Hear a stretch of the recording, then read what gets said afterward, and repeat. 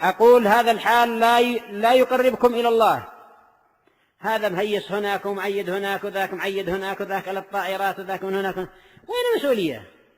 هذا ما يجوز، هذا ما يجوز، هذا ما يجوز. وستجدون غب ذلك اليوم أو غدا أو بعد عد من الحوثي وربما امتلأت البلاد بالحروب إن لم ينتهي هذا الحوثي عن دماج. أنا لكم نذير، تالله لتمتلئ البلاد بالحروب ولتشعل عليه من كل قرية، ولتجدون مرارتها شعبا وأفرادا.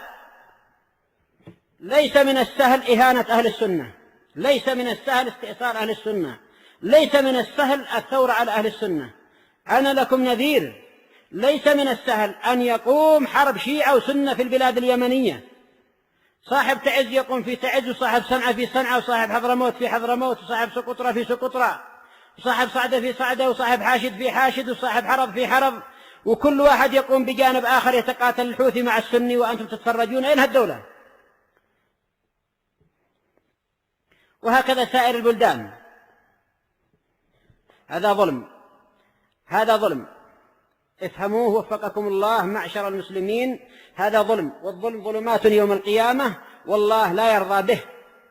ودعوة المظلوم مستجابة، وسندعو الله سبحانه وتعالى. قال النبي عليه الصلاة والسلام: اتق دعوة المظلوم فإنه ليس بينها وبينها حجاب. يرتفع الحوثي من دماج ويبتعد عن بلاد دماج بدون أن يهين أهلها. يرتفع، ما معه فوق رؤوس الناس يا أخي. كل ما جاء بلد مكنتموه، هذا ما هو صحيح. يروح له ويبقى من كان من أهلها من الحوثيين خليه يفعل اللي في راسه.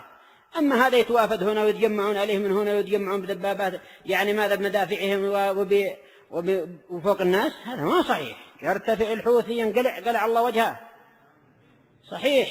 وهكذا يرتفع من خطوط الناس ويبقى مواطن مثل المواطنين إن أعجبه ذلك، وإلا فلتحمل الدولة وزر هذا إن لم تقم بمجهودها تقاء هذا، وتبعدهم من نقاط الناس ومن فوق رؤوس الناس إذا كانت تمكنهم إرضاء لأمريكا. هذه إنذارة مهمة لا بد من إبلاغها إلى الشعب والدولة حتى يعرفوا مقدار ما هم فيه مما خولهم الله، ويقوموا بالمسؤولية تجاه هذا الطاغي، سواء كان في صعدة أو في غيرها.